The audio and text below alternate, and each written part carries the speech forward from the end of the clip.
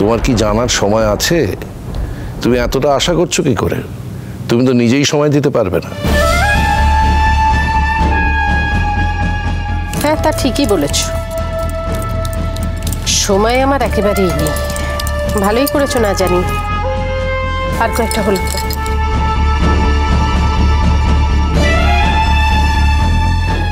Cocoa,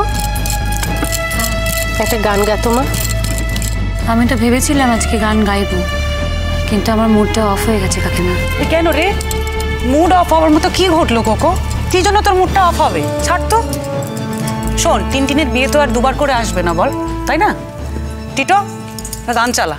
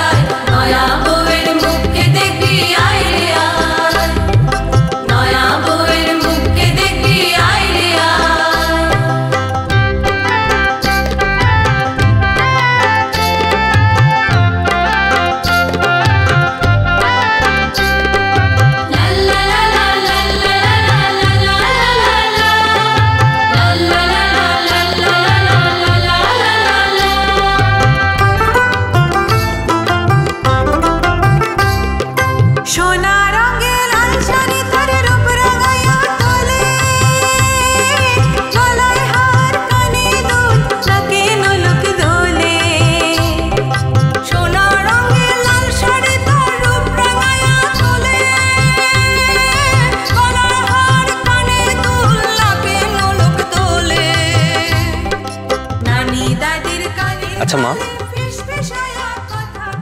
তোমার আজকে দেরি হয়ে যাচ্ছে না?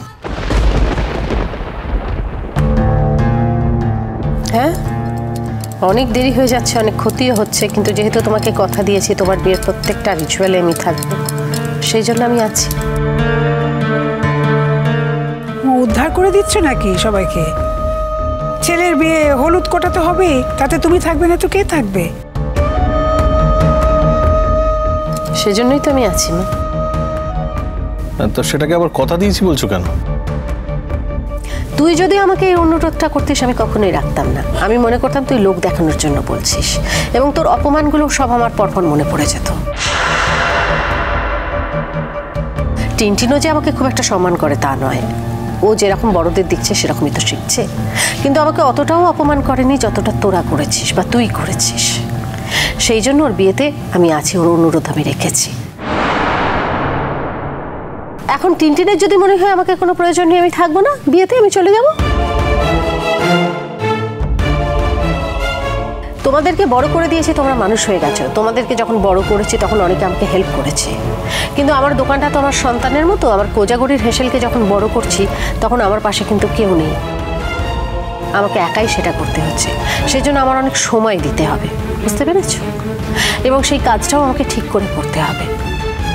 কাকু ওখানে সামলে দিচ্ছে বলে আমি এখানে নিশ্চিন্তে আছি, না হলে পারতাম না। আমরা বোধহয় এই বাড়িতে তোমার হেসেল নিয়ে সেমিনার করতে বসিনি। আমি আমার হেসেল নিয়ে কোনো কথা এখানে বলতে চাই না। কথাটা তোমাদের তরফ থেকে উঠেছে, আর কথা উঠলেই কথার পিঠে কথা আসে, তাই বললাম।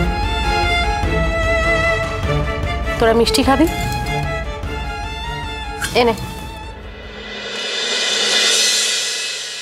দাদা ভাই, না আমি পরে খাবো। কেন পরে খাবে? কেন?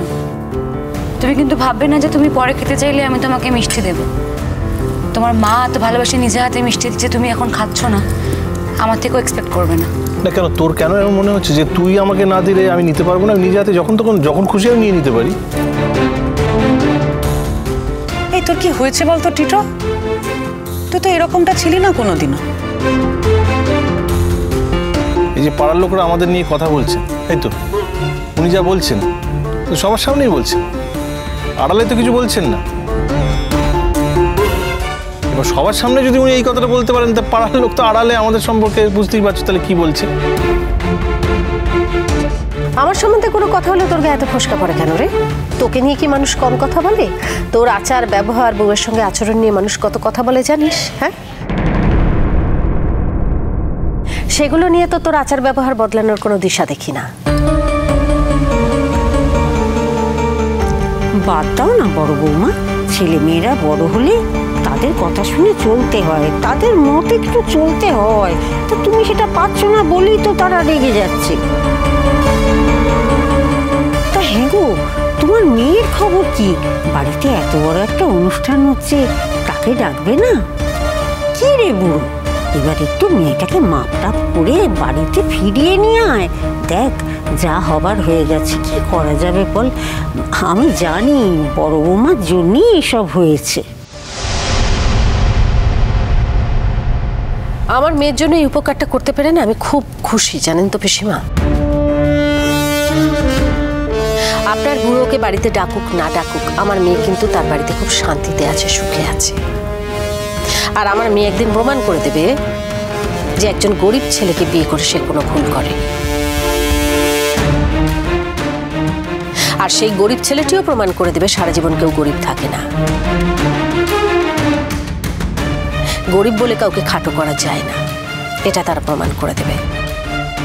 ওই গরিব ছেলে একদিন মাথা উঁচু করে বাঁচবে। আরেকটা কি কথা জানেন তো পিসিমা, সবাই কিন্তু শুধু পয়সাকেই ভালোবাসে না, কেউ শিক্ষা দীক্ষাকেও ভালোবাসে। সেটা আমার মেয়ে প্রমাণ করে দিয়েছে। কোজাগরি, আমি তোমাকে কিন্তু শর্ত দিয়েছিলাম যে এ বাড়িতে আমার মেয়েকে নিয়ে কোনো কথা আলোচনা তুমি করবে না। আমি চাই না আমার মেয়ে এবং তার পরিবার সম্পর্কে এখানে কোনো রকম আলোচনা হোক। তুমি যা করেছো বেশ করেছো, তোমার মন শান্তিতে আছে, আনন্দে আছে, ভালো। কিন্তু আমাদের বাড়িতে এই নিয়ে আর কোনো আলোচনা করো না। তোর কথা শুনলে তো তোর কথা পছন্দ করিস না তো, তাই বেশি বেশি করে করছে। তোমার কি হয়েছে বলো তো? মানে তুমি বৌদি ভাইয়ের সবকিছু ভুলে গেছো বেমালুম নাকি? মানে এইভাবে কথা বলো কেন বৌদি ভাইয়ের সঙ্গে? আমাদের এত বড় সর্বনাশ হয়ে গেছে, আমার নাতনিটাকে আজকে দেখতেও পাই না। কোলেপিঠে করে মানুষ করেছিলে ওকে, ও মা তো একেবারে ছেলেদের নিয়ে অস্থির হয়ে থাকতো। আমি তো মানুষ করেছি ওকে, আর আজকে ওকে দেখতে পাচ্ছি না। কি না, বাবা ওর উপর রেগে আছে। রাগটা তো এর জন্যই হয়েছে, অথচ যে সর্বনাশটা করেছে সেই এখনো বাড়িতে পড়ে আছে। আপনি কি চান বলুন তো? না, আপনি কি চান এই মুহূর্তে আপনাকে আজকে বলতে হবে? বলুন আপনি কি চাইছেন, আমি বাড়ি থেকে চলে যাই? সোজা কথা বলুন। আমি কিচ্ছু বলতে চাই না, কিচ্ছু না। সবার সামনে তো আপনি বলে ফেলেছেন, পরিষ্কার করে বলুন আপনি কি চান। মা, মা নিজের সর্বনাশ নিজে বাড়িও না মা। অনেক বয়স হয়েছে তো তোমার, বলো, এতটা অকৃতজ্ঞ হয়েও না। আমি তো দেখেছি 32টা বছর ধরে বৌদি ভাই তোমাকে কিভাবে তুলোয় মুড়ে রেখেছিল। আর তুমি যদি আজকে এটা বলে থাকো, মানে ভুল করেও যদি বলে থাকো যে বৌদি ভাই এই বাড়ি ছেড়ে চলে যাক, আমি এটুকু অন্তত জানি দাদা ভাই এই ভুলটা কখনো করবে না। কারণ দাদা ভাই বৌদি ভাইকে কোনোদিনই হাতছাড়া করবে না। দাদা ভাই জানে ভালো করে বৌদি ভাই এবারই লক্ষ্মী। লক্ষ্মী ছাড়া যেদিন হবে না মা, সেদিন বুঝতে পারবে বাড়িটার কি ছন্ন ছাড়া অবস্থা হয়। আজ লক্ষ্মী খানিকটা চঞ্চলা হয়েছে বলে তোমাদের মনে হচ্ছে না যে এই বাড়ির হাওয়া পাল্টে গেছে? একদিন এই লক্ষ্মী একেবারেই চঞ্চলা হয়ে যেদিন চলে যাবে, সেদিন তোমাকে আর দেখতে হবে না মা। সেদিন তুমি বুঝবে আসলে তোমার লক্ষ্মী কি ছিল।